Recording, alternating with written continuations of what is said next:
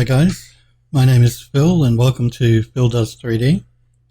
I'm a multimedia and 3D artist and I stream on Twitch weekdays from 5 PM Pacific time in the US, 11 AM in Australia and 12 AM in the UK. Okay, let's continue on with what we were working on last week. So I'll open up our 3D Studio Max file.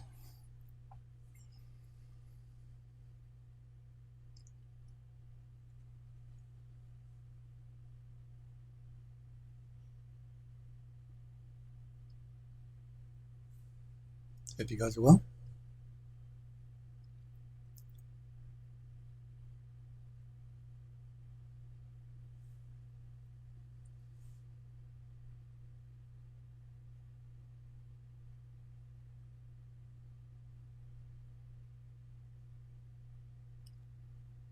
Come on, Max. All right. So last week we left off, we were texturing this outside front wall, the last thing we were doing. I think what we might do today is we'll work on the runner that runs around the outside of that wall just here. To do that, I'm actually going to, I think I might resize that bottom piece and put in a separate runner that runs around the wall. So let's have a look here.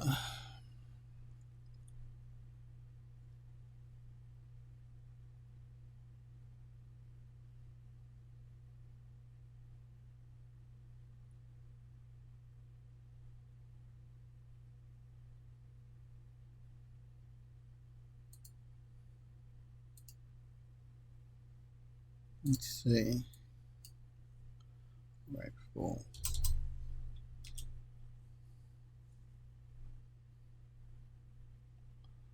No, we don't want to do that. We do unlock that. No.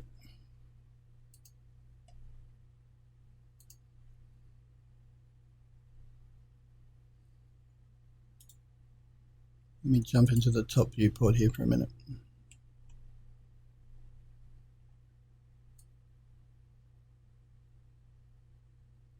And pull that in just a little bit. Okay, I'm just going to have a quick look around underneath. All right, that should be fine.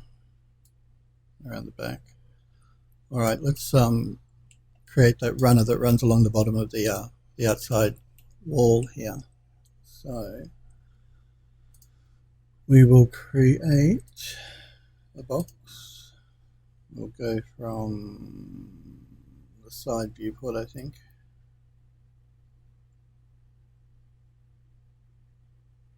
Something like that and like that. Let me just move that over a bit so we can see what we're doing.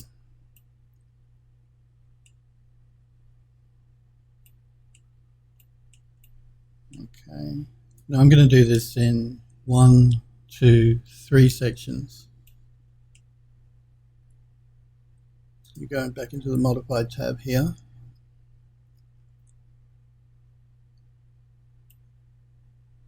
And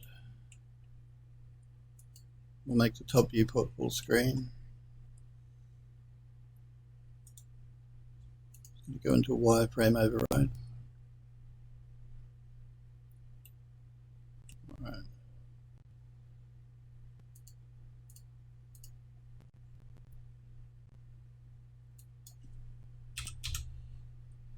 Make the width segments 48. Height segments can stay at 1 and the length segments can stay at 1 as well.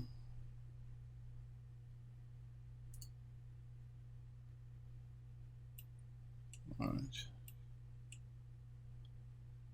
Now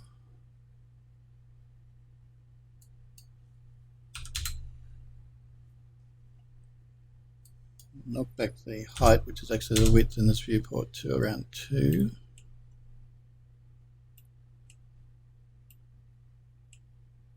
might up the length to 4.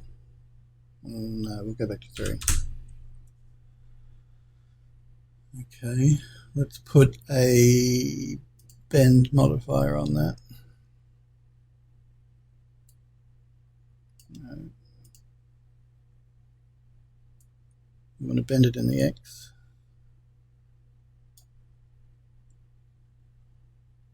We'll go down the layer stack. And I have show end result turned on, so anything above it will still show up when I go down in the layer stack. I'm just going to pull back the length of it. Maybe something like that. Let's have a look.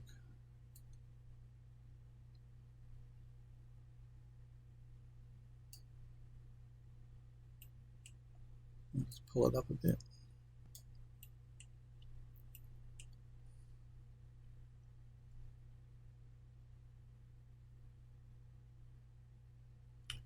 All right, let's go back up to the bend modifier. Pull it around. I might rotate it just a little bit.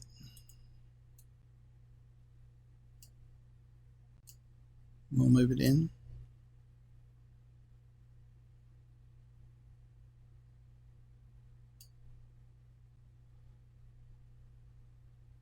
Okay, it looks like we need to bend it a bit more, I think. So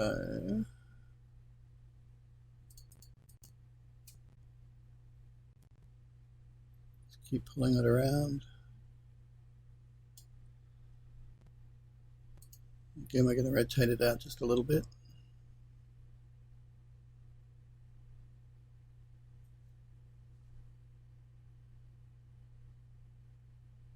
And maybe rotate it just a touch, I think. Something like that. And we'll move it back into position. More like that. I'm just going to come around and have a bit of a look at that here.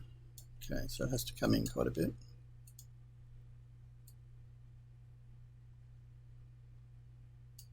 And it all has to come up.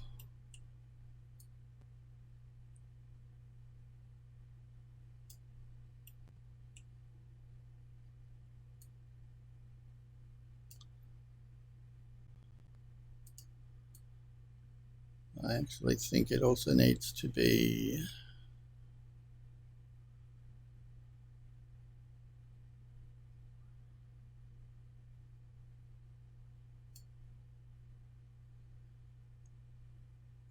moved a little.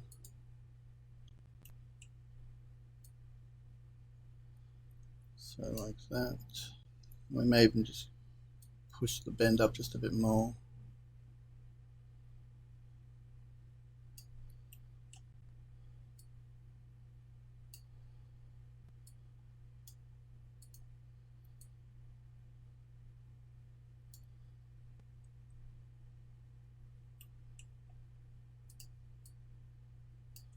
Looks like it might have been a bit too much.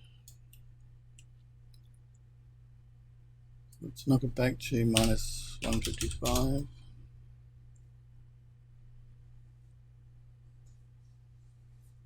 And I'm actually going to highlight these two objects and isolate them. It'll just make it a little bit easier for me to see what's going on here.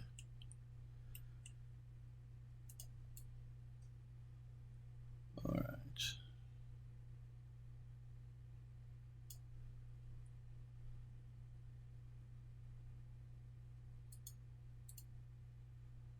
Select that again.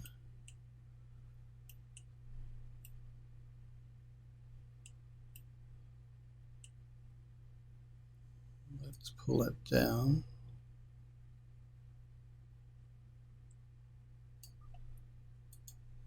Move it over just a bit.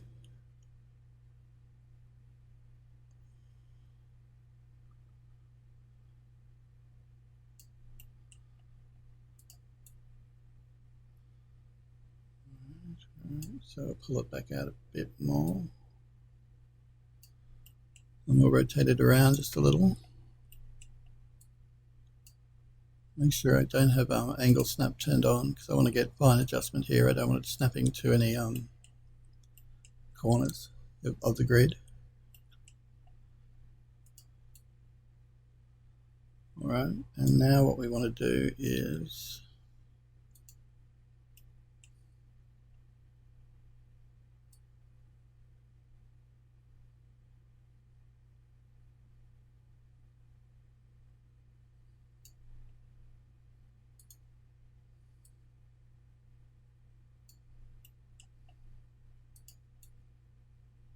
pull that around a bit more like that.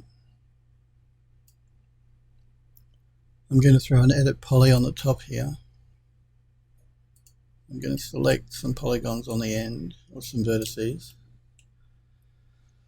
Soft selection is really good if you want to fine-tune your adjustment on some verts, so we'll turn that on. And this coloured line shows you how far down it's going to affect the vertices. So blue, very little at all, red and orange, quite a lot. So what we're going to do is we'll turn up the fall off a bit, something like that.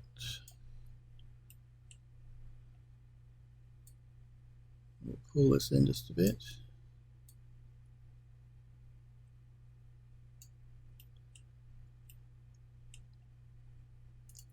We'll go into the top viewport, it'll make it a little bit easier to see what we're doing. Okay. Just going to pull that in, select it here, pull it in a bit. I'm just going to pull back on the soft selection a little bit to fall off. Something like that. We'll move that in. Maybe these ones just here a little bit.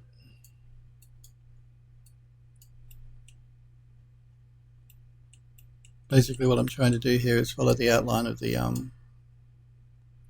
base a bit more. So if I pull those in,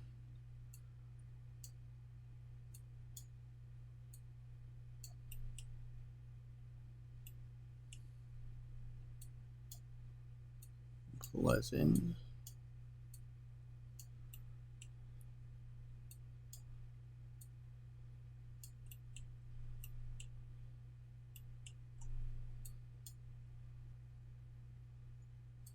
Pull back on the fall off just a little. In fact, I'm going to turn the fall off, the soft selection off just at the moment.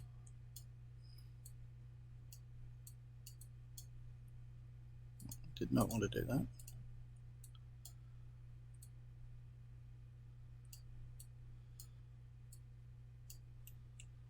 And again, I'm working in the top viewport because it just makes selecting the right verts easier than working in the 3D viewport.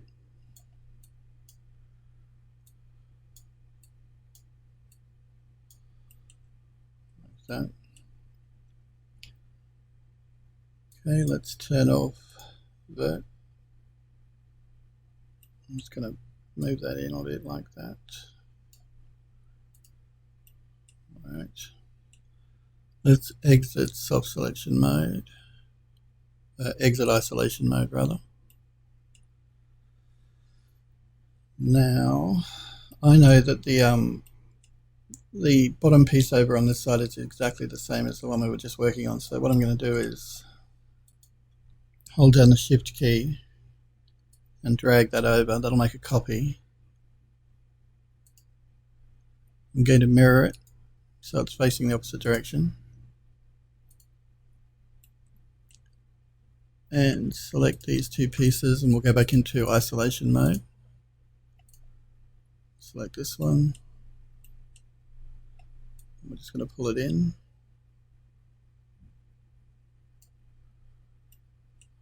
Okay. We'll exit isolation mode.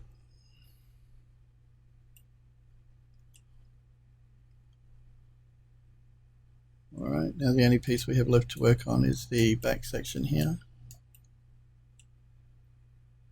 So just before I do that, I'm just going to do a quick save.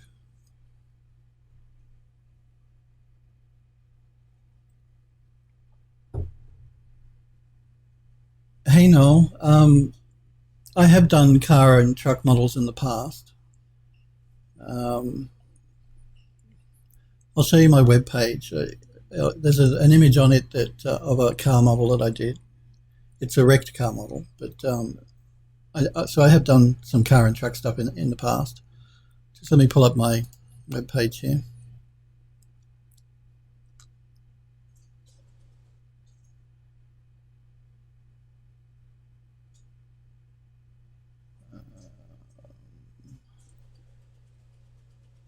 Trying to think. I don't think I have it in my gallery on this site, but I do have it on the Creative Market, so we'll go there and have a look.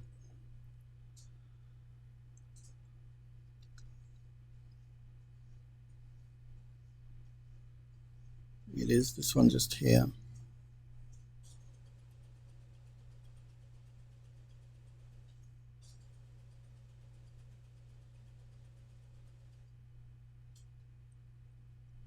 So that's I've done this sort of car model in the past.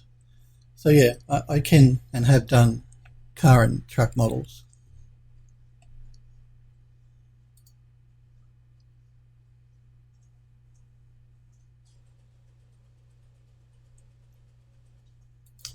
Okay, let's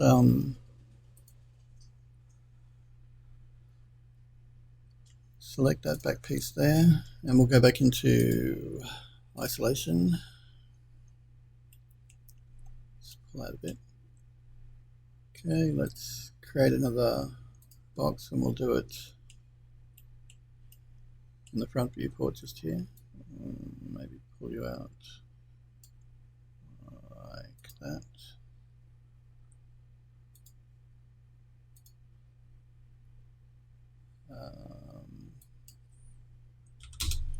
Height of 2.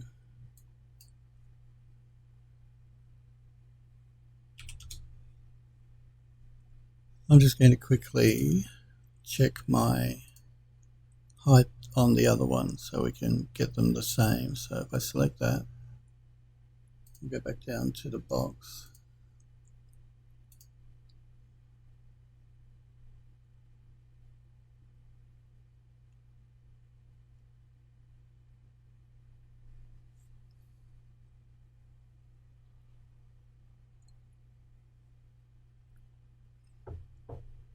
Come on, Max. Okay. So 3 and 2, that's what I thought it was. We'll go back up to the edit poly. We'll select our box. We were at 3, at 2, okay. Width segment's 48. We might just up that to 56 because it's a little bit longer than the last one. We will move that forward.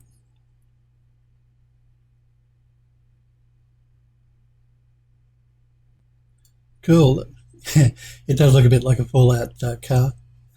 Thanks for stopping by, and yeah, follow, and if you want to know when I'm live, my Twitter page at the bottom of Twitch just there. I always post 15 minutes before I go live. Thanks for stopping by. All right, let's just pull that forward.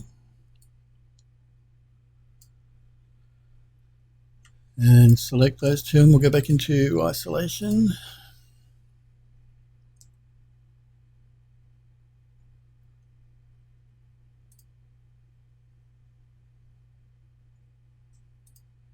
We'll pull that up. Okay, let's throw another bend modifier on that. I think we're bending in the X. Okay, it looks like I'm going to have to make it a bit longer, so let's do that now. Go back to the bend modifier.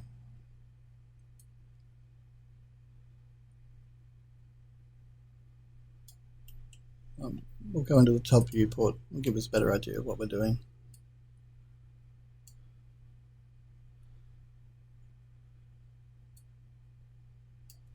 Maybe a bit more on the bend. Something like that. Let's move it over just a tad. Pull it in just a bit.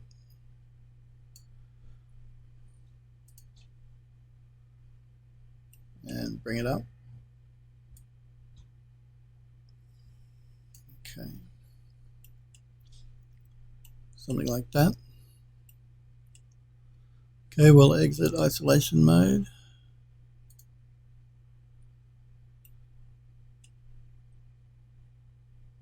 I'm just going to zoom in here and have a quick look at what we've done. Alright, so we have the pieces on either side and the one at the back. Let's just do another quick save there.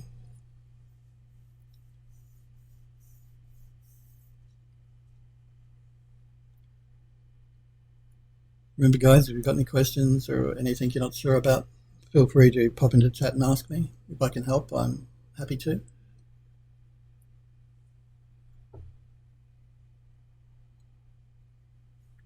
Okay, let's throw a quick base texture on this, and then we'll take it into Mari and texture it up a bit more.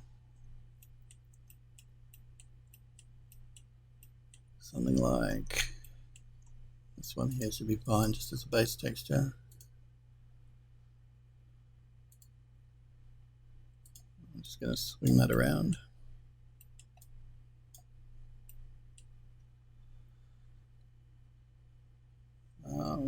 Let's see.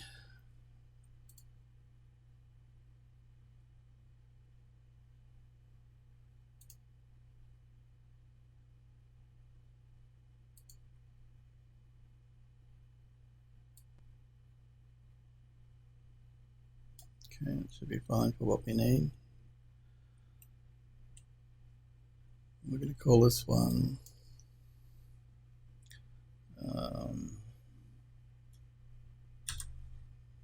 we'll call it runner. Right. That's just so that we know what we're doing when we start moving them between programs, we don't get lost. Okay.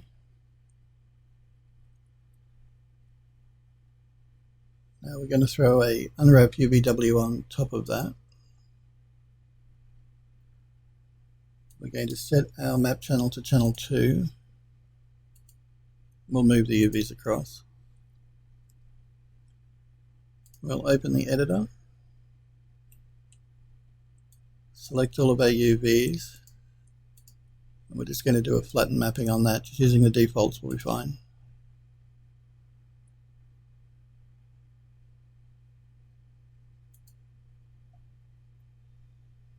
Okay, now I'm going to do a render to texture. So render to texture. We're going to use existing channel 2.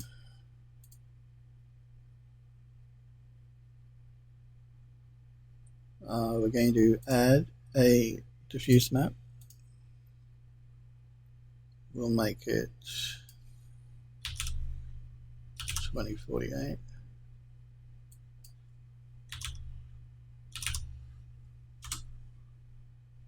And we're going to save it to our stairs folder. That's the one we've been working in all last week, so we might as well continue working there. And we're going to call it runner right. We're going to save it as a TGA, so 24 bits should be fine. We don't need any alpha channels. Okay, so channel 2, diffuse map. We have our path. We'll just hit render.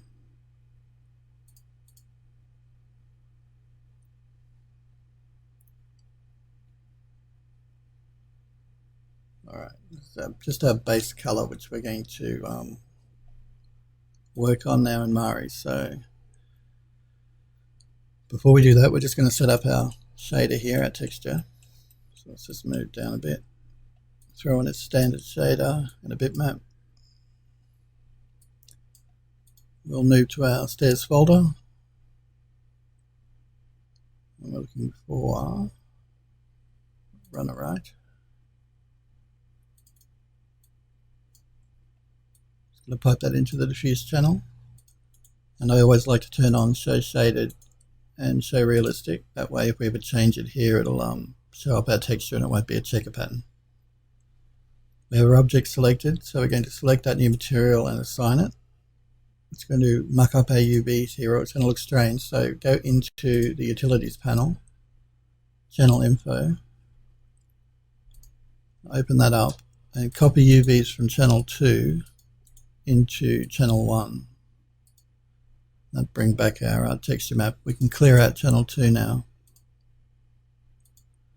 You don't need to, but it just helps to reduce the file size a little bit if you don't have 2 UV channels in the model. Okay, so let's go File, Export.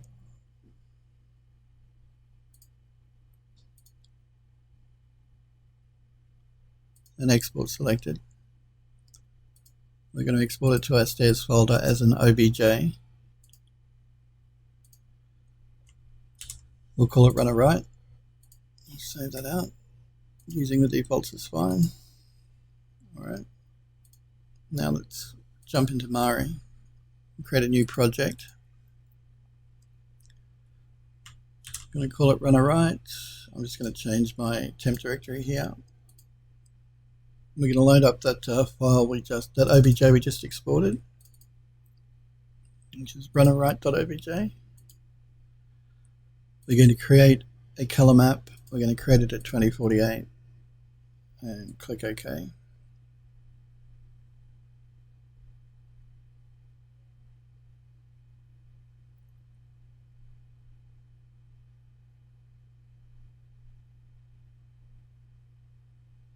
Just wait for that to load up.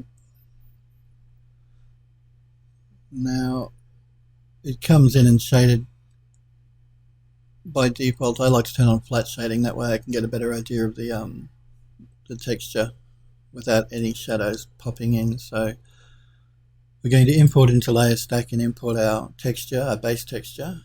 So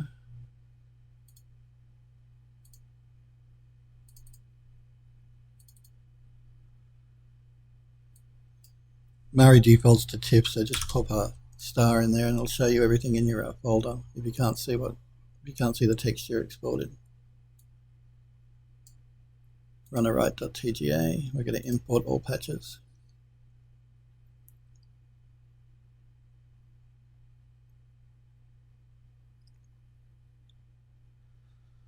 Alright, now let's bring in some texture maps to work with. I always like to start with my aged and stressed, particularly when I'm doing these exterior type models.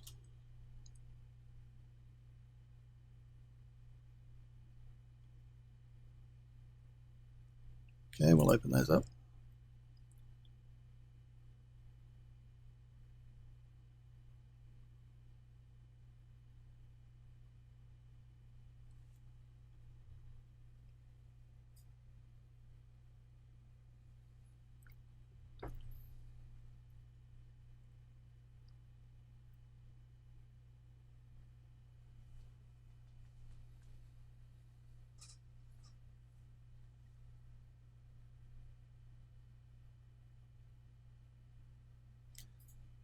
Alright, now let's throw on a new layer, that way we can always delete it if we don't like what we've done. Let's see now. Let's grab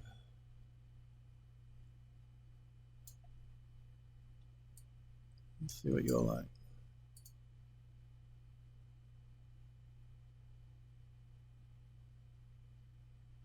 Maybe. Just going to press the Alt key so I can move my model around and zoom in a bit here. Now again, with Mari, when you're painting on a texture, if you don't want to paint on the top, go into Project, Edge Mask and turn that on. That will throw a mask on the model so you won't accidentally be painting on the top here when you're meant to be painting on the front. I mean, if you do accidentally paint on the top, you can paint over it. That's not a big deal, but it saves a bit of work if you turn masking on for fiddly things like this. So basically anywhere that's shaded in red won't receive the texture map, only the bits that aren't shaded will. And another way, if you don't want to turn masking on, would be to angle the model up like that as you're painting on it. That way the texture won't paint accidentally on the top part here. So we're just going to line this up a bit. And I'm just going to scale my model down by pressing the Control and Shift key and then the left mouse button. I like that dirty look that's running down the side here, so I'm going to paint that through. So let's line that up a bit. Start painting that in.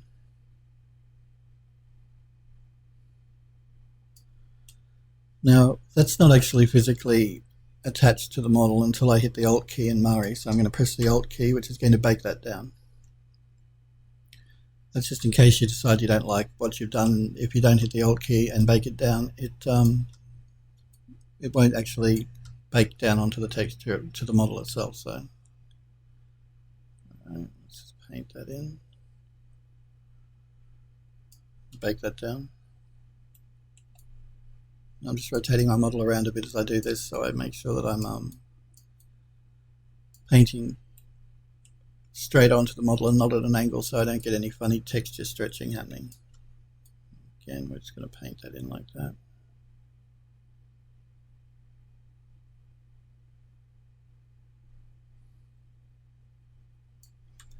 Bake that down.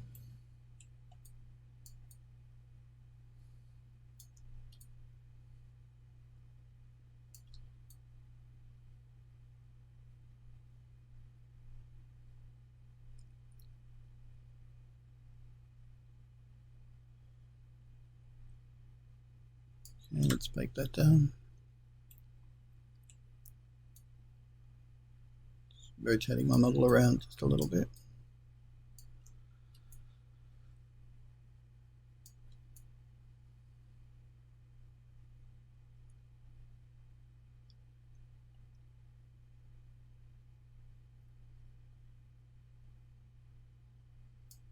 And we'll bake that down.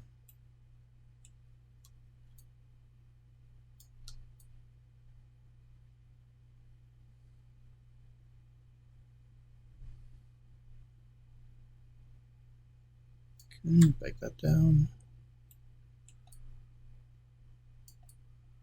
Again, just rotating my model to make sure we're looking more or less front on to it.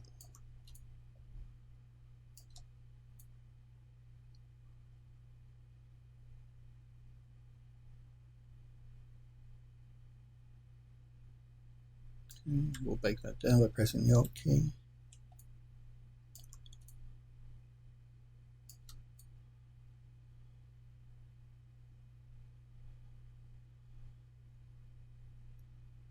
You don't, of course, have to use Mari to do your texturing work. You could use Photoshop, and I do use Photoshop as well. I just find that I like the real-time aspect here of working with the 3D model itself. But it's just as easy to use Photoshop and jump between 3D Studio Max as you save the file in and out to check what you're doing. And I do use Photoshop quite a bit for color correction on textures once I've painted them up anyway. So I think Substance also make a program called Substance Painter, which is another good texturing tool if you want, like, painting on models like this. You don't have to use Mari, you could use their program. And I think even Autodesk Mudbox can do texture painting as well as ZBrush, I believe. I don't know how good ZBrush is with texture painting. I don't actually use it for that. I use it for doing more detailed modeling. And then I always generally texture painted in Mari, but I have used Mudbox, and that's quite good as well.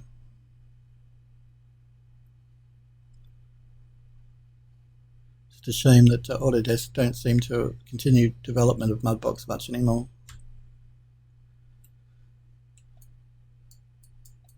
The reason I like to use Mari is because it handles really large textures, so if you're doing any work in film or anything like that, Mari can handle huge texture sizes, which you may have to use in film for your models. So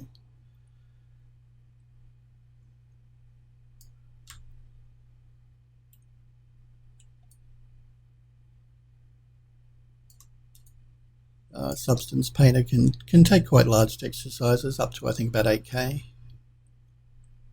Generally, people use Substance Painter for more game development modeling and texturing, and again, generally they'll use Mari for more cinematic or film work. but either one's good for either type of work, so long as you just adjust your texture size.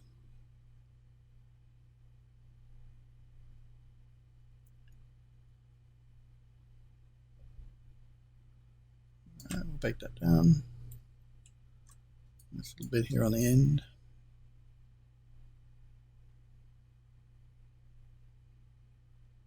Bake that down. Let's just zoom out a little. Now this top piece here, I think I'm going to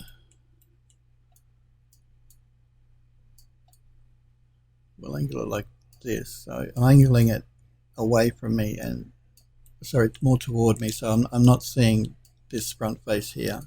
Even though I have masking turned on and I don't really have to worry about it, I always like to be careful, so I'm angling the model up like that. Because the texture inside here will never be seen. It's facing into the base of the terrace, so we don't really have to worry about that.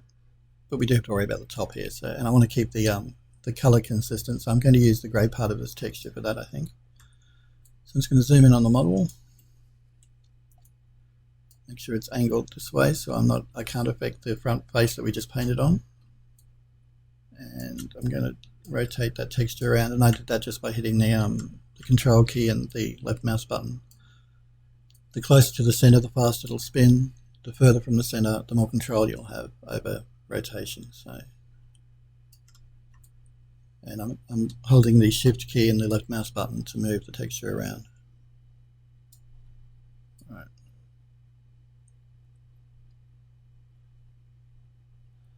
We're just going to paint this down as a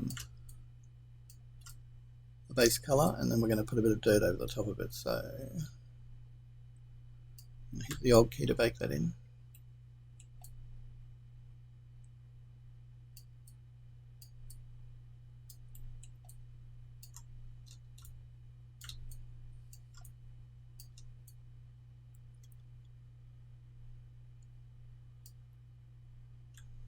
Bake that down.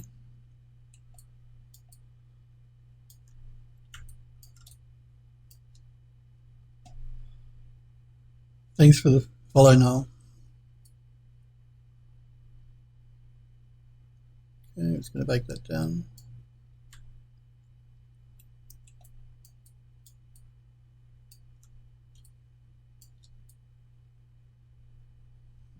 Okay, bake that bit down.